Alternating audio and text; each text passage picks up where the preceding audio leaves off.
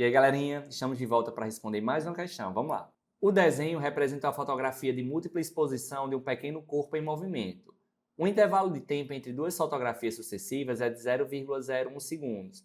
Ou seja, pessoal, o intervalo entre cada pontozinho desse aqui, o intervalo de tempo vai ser o mesmo. A escala abaixo do desenho está graduada em centímetros.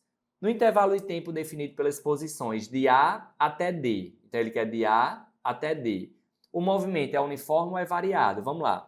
Pessoal, para a gente determinar se o movimento é uniforme ou variado, a gente vai ter que analisar a velocidade. E a velocidade ela vai determinar o quê? A distância que um corpo anda em um determinado instante de tempo. Como esse instante de tempo aqui para cada situação dessa é o mesmo, a gente percebe que de A para B, a distância aqui é exatamente a mesma distância de B para C, que é a mesma distância de C para D. Então, em um mesmo intervalo de tempo, nessa situação ele está percorrendo a mesma distância. Se ele percorre a mesma distância em um mesmo intervalo de tempo, então é porque a velocidade nesse instante aqui de A até D vai ser a mesma. Se a velocidade é a mesma, então a gente fala que essa velocidade é constante. Se a velocidade é constante, então esse movimento aí com a velocidade é constante é um movimento do tipo uniforme, tá bom? Pois a velocidade é a mesma em todos os trechos, aqui de A até D. E se a velocidade é a mesma, então o corpo anda a mesma distância para o mesmo intervalo de tempo, tá bom? A letra B ele quer saber de D a F, o movimento é acelerado ou retardado? Vamos lá. Pessoal, de D para F. A velocidade é positiva, pois está indo aqui para a direita, tá bom? Se a velocidade é positiva, vamos lá. Vamos olhar aqui a aceleração. Pessoal, a aceleração está fazendo o que com a velocidade? A gente percebe inicialmente que a distância percorrida no mesmo instante de tempo aqui está sendo o quê? Diferente, tá bom? De E até F, essa distância aqui é maior do que de D até E. Se essa distância é maior, é porque nesse trecho aqui ele foi com a velocidade maior.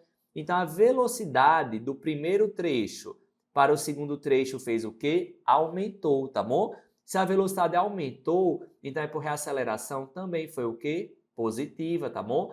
Então, se a aceleração e a velocidade apresentam o mesmo sinal, nós vamos lembrar que quando a aceleração e a velocidade estão no mesmo sentido, ou seja, com o mesmo sinal, então a gente diz que isso aí vai ser um movimento acelerado, certo? Então, a resposta da letra B, do ponto D até o ponto E, vai ser um movimento acelerado, pois a velocidade aumentou com o passar do tempo, certo? A letra C, ele quer saber de F até J. Galera, de F até J, a gente percebe que para o mesmo instante de tempo, ele está percorrendo distâncias diferentes. Se ele percorre distâncias diferentes, para o mesmo intervalo de tempo, a velocidade em cada trecho é diferente. Aí a gente percebe que o corpo ele continua indo para a direita, então a velocidade dele vai continuar sendo positiva, tá bom? E aqui a gente percebe que a velocidade com o passar do tempo está o quê? Diminuindo, certo? Se nesse primeiro trecho ele andou uma distância maior, é porque a velocidade dele foi maior para o mesmo intervalo de tempo. No segundo trecho, a distância já diminuiu. No terceiro trecho, diminuiu mais ainda e aqui diminuiu mais ainda.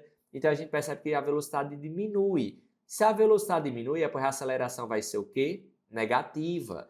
E quando a velocidade e a aceleração estão com sentidos diferentes, ou seja, com sinais diferentes, é porque esse movimento é um movimento o quê? Retardado, tá bom? Que a gente pode chamar também de desacelerado, que é justamente o que está acontecendo. Aqui está ocorrendo uma desaceleração, ou seja, a velocidade do corpo está diminuindo. Tranquilo, galerinha?